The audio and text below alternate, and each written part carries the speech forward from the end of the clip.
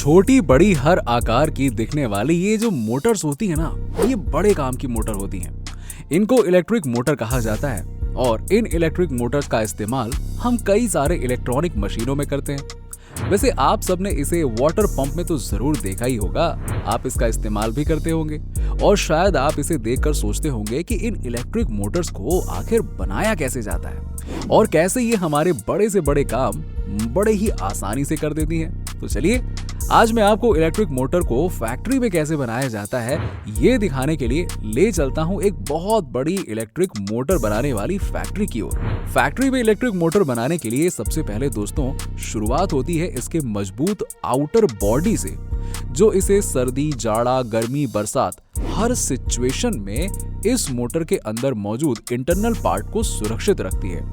तो सबसे पहले इस आउटर बॉडी स्ट्रक्चर को बनाने के लिए फैक्ट्री में बनाया जाता है एक मजबूत सांचा, जिसमें इलेक्ट्रिक मोटर के आउटर बॉडी को कास्टिंग से तैयार किया जाएगा। यहाँ पर देखिए ये आदमी कैसे एक मेटल के बने हुए टुकड़े के चारों ओर कास्टिंग रेत को भरकर उसमें उड़ेल रहा है।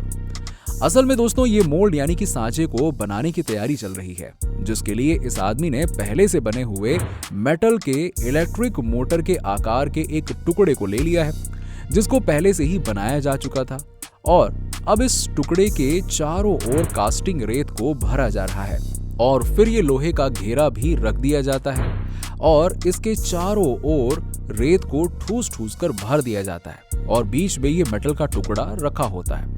ऊपर से इसे दबा दबा कर बराबर और चिकना किया जाता है ताकि सांचा बिल्कुल सटीक और मजबूत हो।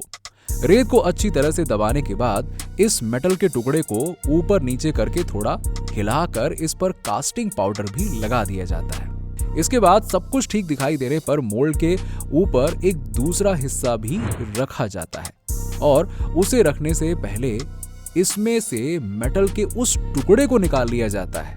मोल्ड के इस दूसरे टुकड़े को रखकर मोल्ड को पूरी तरह से लॉक कर दिया जाता है।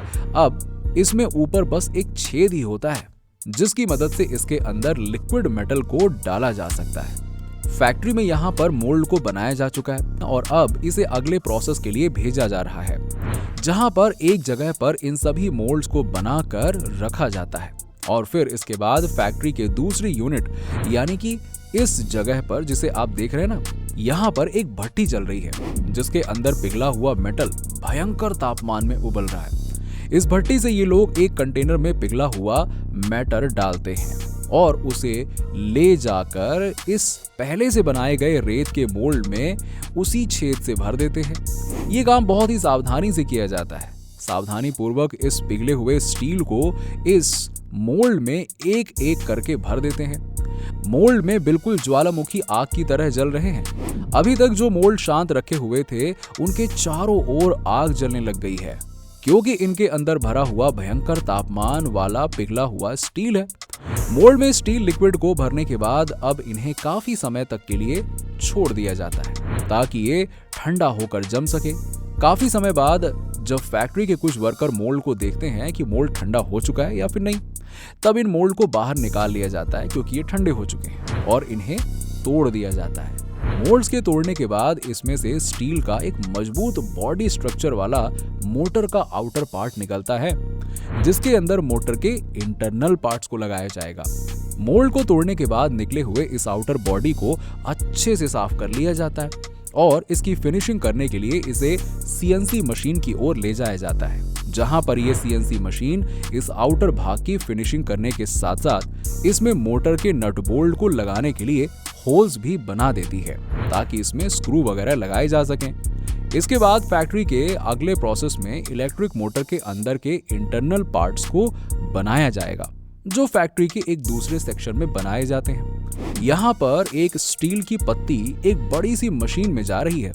ये मशीन स्टाम्पिंग मशीन है, जो बिल्कुल एक स्टैम्प की तरह से इन स्टील की पत्तियों को फटाफट काटते हुए मोटर के अंदर लगने वाले आर्मेचर कैबिनेट को बना रही है, जिससे अंदर कॉइल्स को भरा जाएगा और जिसमें तारों की वाइंडिंग की जाएगी। आर्मेचर कैबिनेट के बन जाने के बाद बीच में इन खाली जगहों पर इंसुलेटिंग पेपर को भी डाला जा रहा है, जो सभी कॉइल्स को अलग अलग रखने का काम करते हैं।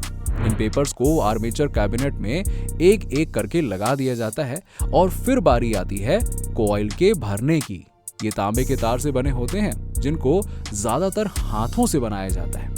अब यहाँ पर इस फैक्ट्री में देखिए कैसे एक आदमी जो एक चरखी की तरह से दिखने वाली लकड़ी की एक हल्की फुल्की मशीन की मदद से तांबे के तारों के कॉइल्स को तैयार कर रहा है। और कॉइल्स को तैयार करने के बाद अब इसको यहाँ आर्मेचर कैबिनेट में लगाया जा रहा है। इस काम को भी इस फैक्ट्री में हाथों से किया जा रहा है, पर कई जगहों पर यह काम मशीनों के द्वारा किया जाता है। आर्मेचर कैबिनेट में कॉइल लग जाने के बाद ऊपर की तरफ भी कुछ इंसुलेटिंग पेपर लगा दिए जाते हैं ताकि सभी कॉइल्स आपस में अलग अलग रहें। अब बारी आती है इन कॉइल्स के बीच में लगने वाले शाफ्ट और बुश की। बोरिंग के साथ लगने वाले इस शाफ्ट को मशीन की मदद से बनाया जा रहा है, जिसको बिल्कुल सही आकार देकर यहाँ देखिए किस तरीके से तैयार किया जा रहा है और फिर इसे कैसे आर्मेचर कैबिनेट में फिट कर दिया गया है। अब इसमें शाफ्ट भी फिट हो चुका है और बेयरिंग भी फिट हो चुकी है। अब बारी आती है मोटर के पीछे लगे हुए कूलिंग फैन की, जो आपने अक्सर देखा ही होगा कि मोटर के पीछे लगा होता है और इस कूलिंग फैन को शाफ्ट के पिछले हिस्से पर लगा दिया जाता है, जो कि टीन या फिर मेटल की पत्तियां होती हैं और जो शाफ्ट के घूमने पर इलेक्ट्रिक मोटर के अंदर की गर्म हवा को बाहर फेंकती हैं। इस कूलिंग फैन के लगने के बाद इसके ऊपर एक कवर को लगा दिया जाता है और अब शाफ्ट को लगाते वक्त निकाले गए इन दो तारों को देखिए। देख रहे हैं आप, ये दो तार इस इलेक्ट्रिक मोटर में करंट को पास करने के काम आएंगे और इन तारों को बाहर निकाल दिया जाता है ताकि इलेक्ट्रिसिटी का कनेक्शन इन तारों में किया जा सके। अब फाइनली इलेक्ट्रिक मोटर तो बनकर हो चुकी है तैयार, पर अभी भी ये देखने में तो काफी भद्दी लग रही है ना? जी हाँ, और अभी ये मेटल के सबसे बड़े दुश्मन जंग से भी सुरक्षित नहीं है। तो इसे जंग से सुरक्षित करने और इसे थोड़ा सा सुंदर बनाने के लिए इस पर कुछ वाटरप्रूफिंग पेंट लगाए जाएंगे। इस फैक्ट्री में इन इलेक्ट्रिक मोटर्स को पेंट किया जा रहा है। अगर इन इलेक्ट्रिक मोटर्स को पेंट ना किया जाए तो जल्दी में इसमें जंग लग सकती है और ये खराब हो सकती है। पर अब पेंट हो जाने के बाद ये काफी लंबे समय तक हर मौसम को झेलने के लिए तैयार रहेंगे और लंबे समय तक आपका साथ दे सकेंगे। इसीलिए इन्हें पेंट कर दिया गया है और इस पर कंपनी के ब्रांड और कुछ फॉर्मल पैकिंग के साथ इसे पैक करके दफ्ती के गत्ते में रख दिया जाता है। वैसे दोस्तों, इलेक्ट्रिक मोटर्स का इस्तेमाल क्योंकि कई जगहों पर मल्टीटास्कर के तौर पर अलग अलग कामों में किया जाता है, इसीलिए इस फैक्ट्री में इन इलेक्ट्रिक मोटर्स में पंपिंग पैनल्स को नहीं लगाया गया है। लेकिन आप अक्सर देखते होंगे कि इलेक्ट्रिक मोटर्स में पंपिंग पैनल लगा होता है। ये मोटर के आगे का वो हिस्सा होता है जहां पर अलग से पंपिंग पैनल को फैक्ट्री में ही अटैच कर दिया जाता है। इस तरह की मोटर का इस्तेमाल वाटर पंप के तौर पर किया जाता है। क्यों दोस्तों, है ना कमाल की बात? वैसे दोस्तों, आप अपने आसपास की चीजों को थोड़ा गौर करना शुरू करें ना, तो आप पाएंगे कि आप हर जगह हर तरफ से इन इलेक्ट्रिक मोटर से घिरे हुए हैं। वॉशिंग मशीन हो, कोर्स हो, वैक्यूम क्लीनर से लेकर हेयर ड्रायर तक, हर चीज में तो इन इलेक्ट्रिक मोटर्स के छोटे बड़े स्वरूप का इस्तेमाल किया ही गया है, चाहे वो बैटरी से चलने वाले ऑल्टरनेटिव करंट से। पर ज्यादातर आप पाएंगे कि लगभग हर घर में इस्तेमाल करने वाली ज्यादातर चीजों में इन इलेक्ट्रिक मोटर्स का इस्तेमाल किया गया है। अब जरा सोचिए, जब आप इन इलेक्ट्रिक मोटर्स के इतने यूजफुल होने के बारे में सुनकर इतना खुश हो रहे हैं, तो इसके बनाने वालों का क्या हाल हुआ होगा। वैसे तो इलेक्ट्रिक मोटर्स का आविष्कार माइकल फेराडे, एक ब्रिटिश भौतिक विज्ञानी और रसायन शास्त्री द्वारा विद्युत चुंबकीय प्रेरणा की खोज और इलेक्ट्रोलिसिस के नियमों के तौर पर 1821 में हुआ था, जब इलेक्ट्रिक मोटर का आविष्कार किया गया था। लेकिन उस समय ये अपने शुरुआती चरण में थी और उस समय डीसी करंट का इस्तेमाल ज्यादा किया जाता था। इसीलिए इलेक्ट्रिक मोटर के इस स्वरूप को बनाने के बाद भी इसमें कई सारे सुधार किए जा रहे थे ताकि आज जैसी दिखने वाली इस हाईटेक मोटर को बनाया जा सके। आज जो आप इस इलेक्ट्रिक मोटर को देख रहे हैं ना, इस तक पहुंचने में काफी लंबा समय लगा है। महज 10 सालों के बाद ही इलेक्ट्रिक मोटर के नए स्वरूप ने दुनिया को चौंका दिया और वैज्ञानिकों ने पहली बार 1831 में विद्युत जनरेटर का आविष्कार किया। ये अचीवमेंट भी वैज्ञानिकों के लिए एक बड़ी उपलब्धि थी, क्योंकि वैज्ञानिक अब मोटर की मदद से इलेक्ट्रिसिटी को जनरेट करने में कैपेबल हो चुके थे।